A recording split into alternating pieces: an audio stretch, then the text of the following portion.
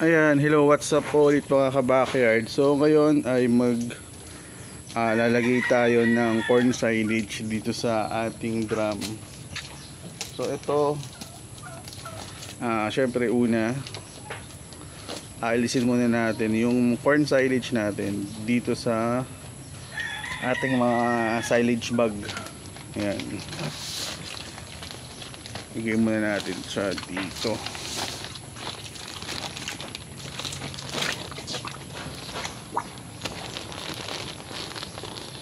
So ayan, punuin muna natin to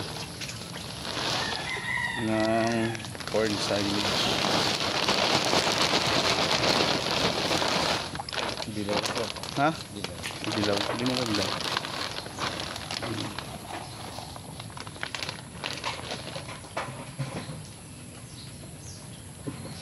Alisin mo yung buo.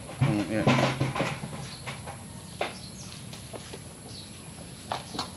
Kaya pa isa? So, i-compact muna natin bago natin lagyan ulit ng isa pa.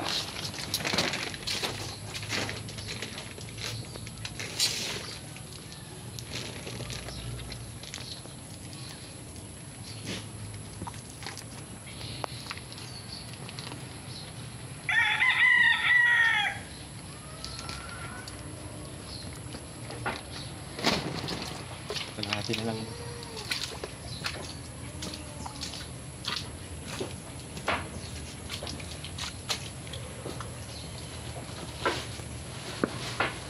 So yun na lang daw ang ilalagay niya, yung natitira. Kasi isa na butas during nung pag-discarga namin.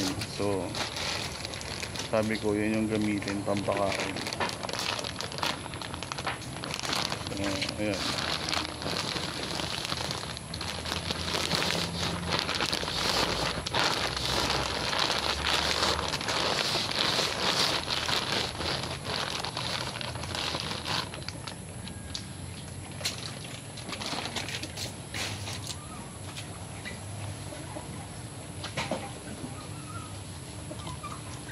Sakto pala eh. Molasses. Ha? Oo. Tapos sa huli, yan, lalagyan namin ng molasses para additional na pampaganda ng fermentation. Ang mangyayari niyan, bababa yung molasses dun sa ilalim. So, makokot na rin lahat. Yan. Tapos, saka natin ilalak.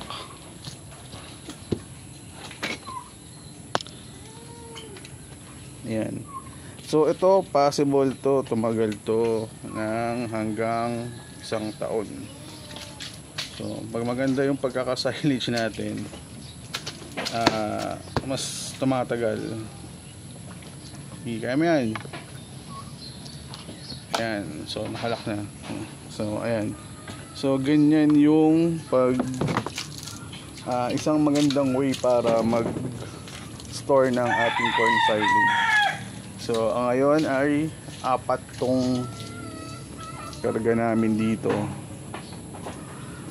Tapos pupunuin na rin namin yung iba pang drum na blue para stock natin for ngayon tag-ulan, kasi minsan hindi kami makapag-kumpay, basa lagi yung mga damo. So kapag pwede pa naman mag-kumpay, so ang gagawin lang, ilalatag namin dito yung mga damo, patuyuan ng damo.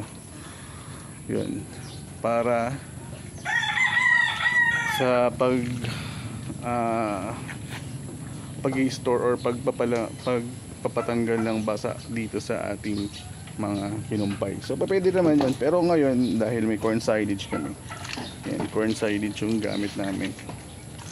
So kaya kung makikita nyo, marami kaming drum. So alin ba yung mga ginagamit naming drum? Ito yung blue, tapos itong mga pula rin na yan, yan, ginagamit din namin yan para sa mga corn silage. So yun lang.